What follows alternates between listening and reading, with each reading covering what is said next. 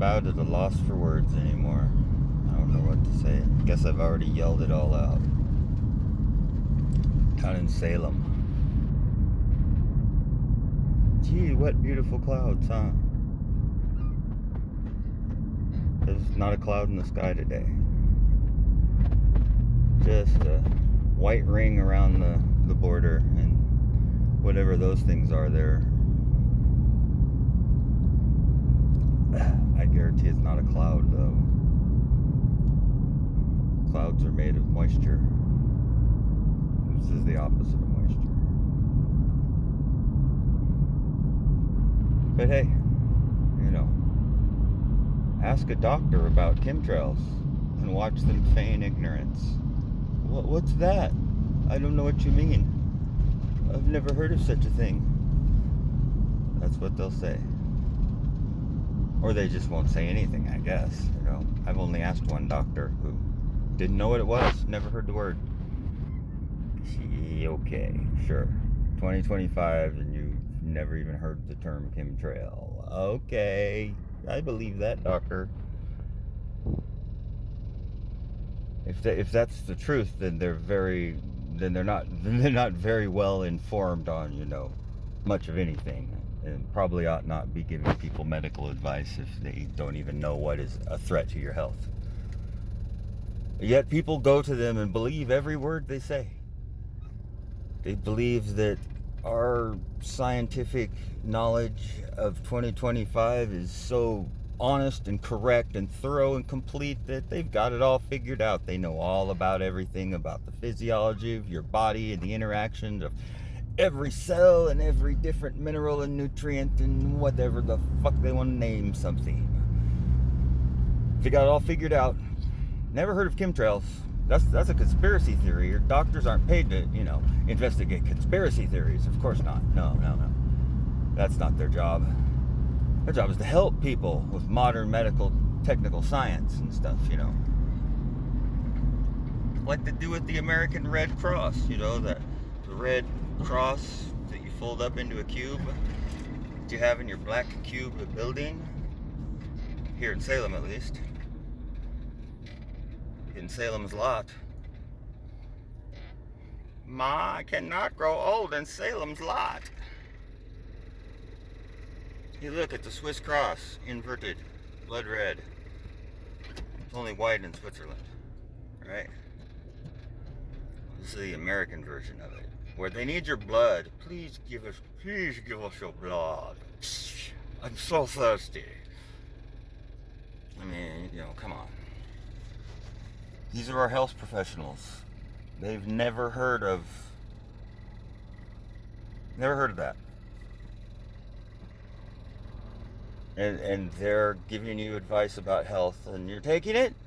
Not you necessarily, but just whoever, General John Public, Joe Q Public, whatever the fuck, John Q Public. He's like, yeah, I went to my doctor, and he stuck his finger up my butt and said I was okay, so no problems here. Except I got an inhaler for my COPD, my perfectly normal and natural condition of COPD. Yep, it's perfectly, it runs in the family. Everybody in my family's got COPD. It's perfectly normal and natural. Nothing going on here. Hey, ask a doctor about chemtrails. Watch them pretend to not understand what you're talking about. You'll be like, do you comprehend the words that are coming out of my mouth? Dr. So-and-so. What is this thing I've heard about chemtrails? And your doctor will be like, I'm not sure. I've never heard of such a thing. Just don't waste my time with such trivial nonsense. Now do I get to stick my finger up your butt or what? Come on. Quit teasing me here. That's your doctor. Dr. So-and-so. Well, we don't know. You signed this waiver relieving us of any responsibility from harm you may receive, and we'll inject you with poison. We'll inject you with poison until you die and see if that helps. That might help you. I mean, you know, it's the last best shot we got is just to poison you until, you know, the thing that's killing you from the inside dies, and hopefully you can outlive it, you see. That's our best hope we can do for you. Is to give you lots of poison and see if you live through it. You know, I think that that represents a way of looking at disease as if it were always the case that an invader got into your body and is attacking you.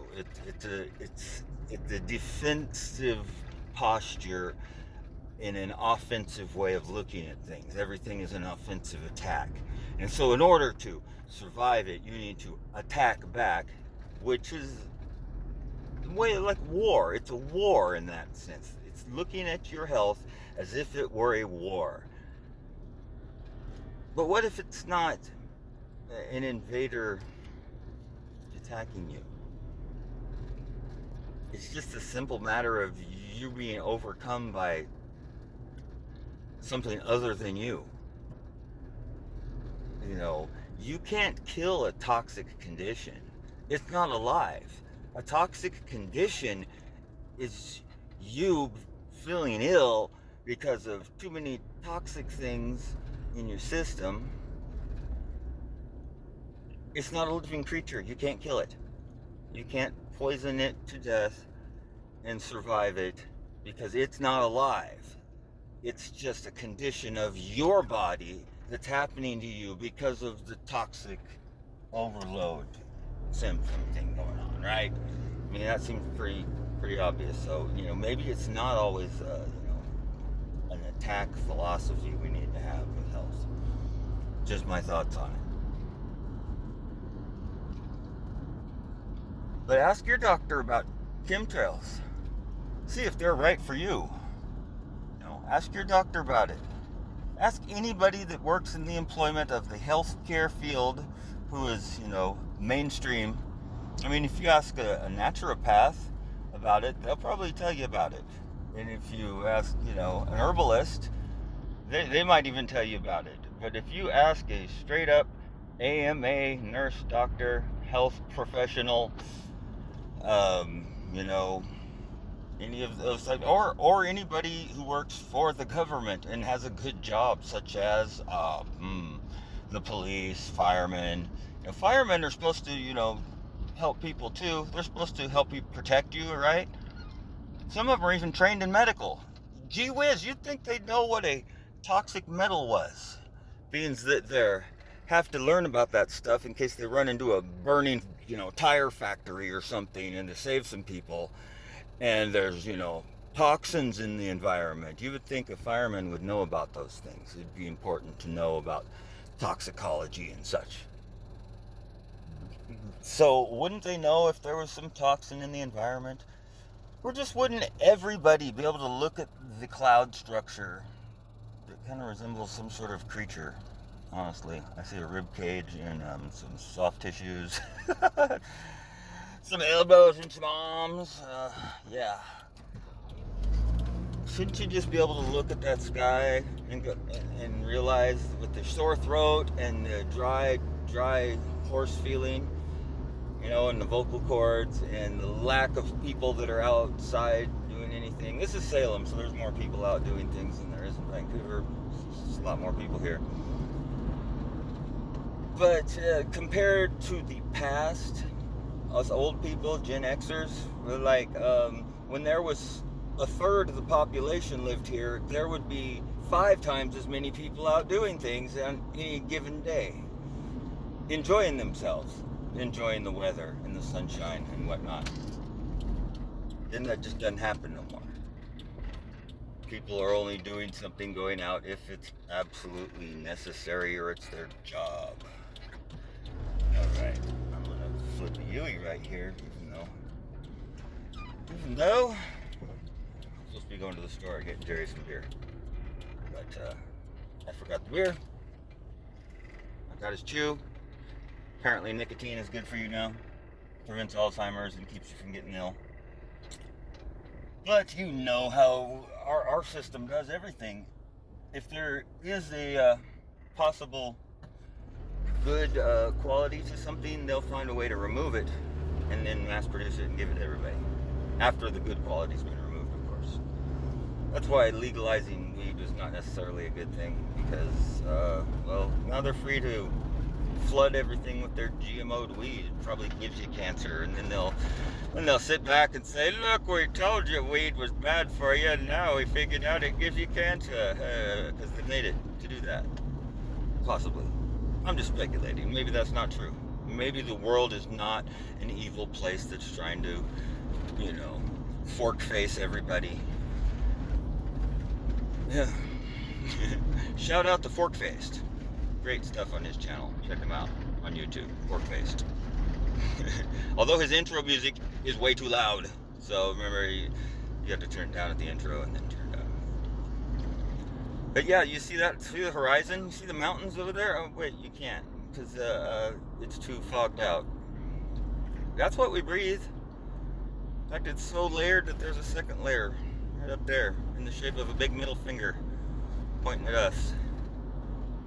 Saying, here you go, America. This is how much your government loves you. We're willing to spend billions and billions of dollars and run these jetliners continuously over your homes. Continuously. There's no amount of expenditure that is too much to ensure that these jets never stop flying over all of your residential areas continuously, because that's how much we love you, America.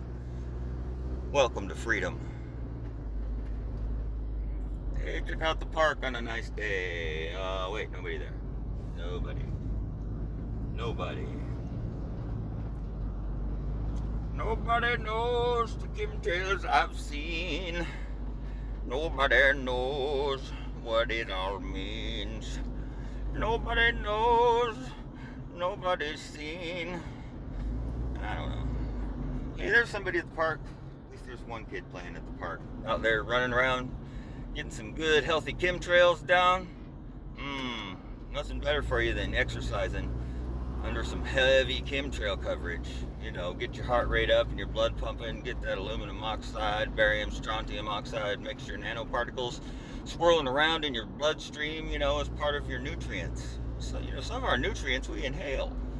It's important to get a good day's supply of heavy metals through your inhalation processes. Your lungs were designed for that, you see. That's why they do it, because your lungs were designed to absorb in such a manner, especially with the oxygen molecule attached to the nanoparticle of metal, you see. Then your lungs won't reject it. You'd end up with a whole lot of phlegm in your chest if your lungs were rejecting it. But since how it's got that happy little oxygen molecule attached to it, then your lungs can say, oh wait, no, we can let that in, it's oxygen. And then the little sneaky chemtrail particle, he sneaks in on the back of the oxygen. They didn't even see me. I'm going straight to your brain. And then you start to have anxiety, maybe, or depression, or just lethargic feeling. You're just not quite feeling yourself lately. Oh, doc, there's something wrong with me. I just don't feel good, and I feel depressed. Well, here, take some of these pills with a whole lot of toxic metals in them. That'll help you. So you add some more metals to your metals, and then you go out and breathe some metals, but you still don't feel right.